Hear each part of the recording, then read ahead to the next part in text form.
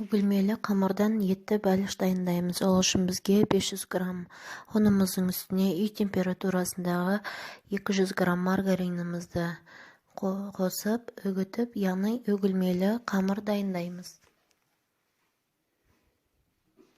Және басқа ыдысымызға 100 мг айранның үстіне 1 шай қасық тұз, 1 шай қасық қопсытқыш және 1 жұмыртқамызды қосып, жақсылап араластырып алып, өте жұмсақ қамыр илейміз.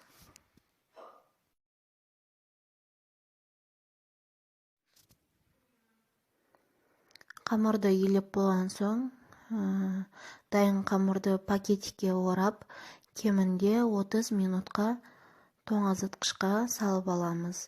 Ол уақыт аралығында салмасын дайындап алуыңызға болады.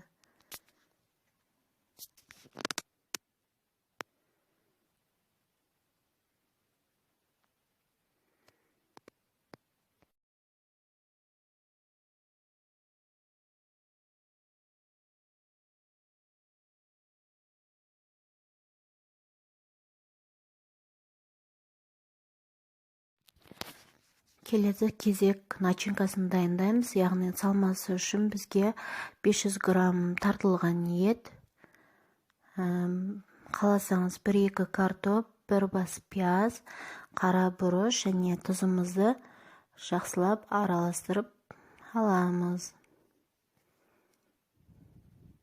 Бізде салмасы дайын болды. Енді тоңазытқыштан шыққан қамырымызды алып, 2 бөлікке бөлеміз, яғни 1 бөлігі үлкенірек, 1 бөлігі кішілеу болуы қажет.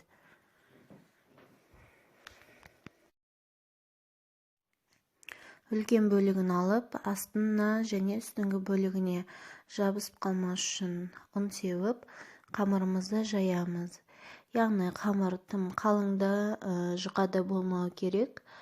Қамырдың қалыңдығы 4-5 мм-дай болуы керек.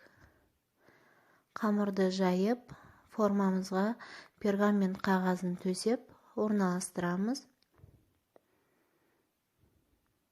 Және ішіне дайын начинкамызды саламыз.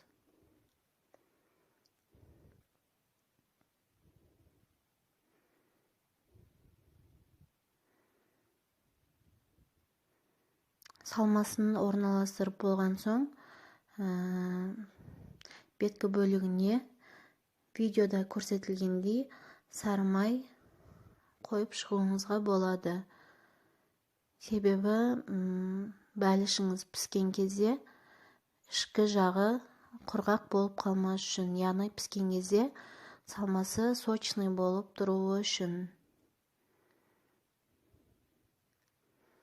Енді кішкентай қамырымызды дәл сондай қалыңдықта 4-5 мм-дай қалыңдықта жайып, бетіне орналастырамыз.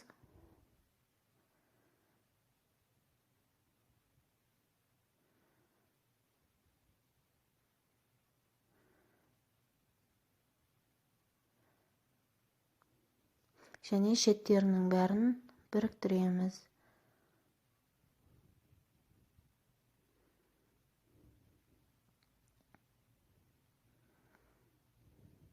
Айналдырып, біріктіріп болған соң, енді кезек өреміз.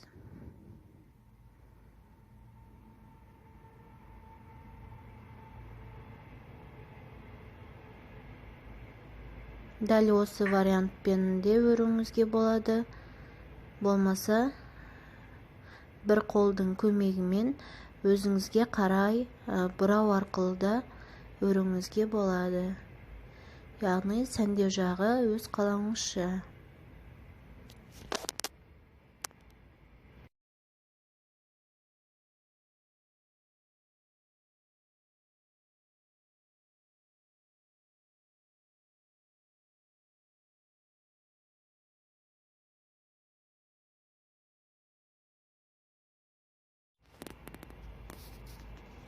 Қамырды айландыра тоқтай өріп шыққаннан соң, беткі бөлігіне жұмыртқаның сары уызын жағып шығамыз. Және сәндік үшін бетіне кунжут болмаса мак себуіңізге болады. Және алдын ала қыздырылған пеште 160 градуста 1 сағаттай пісіреміз. Айта кететін жайт, салмасына ауа кіріп тез пісуі үшін дәл видеода көрсетілгендей шанышқымен тесіп шығуыңызға болады. Мінекей пирогымыз дайын, өте дәмді, ас болсын.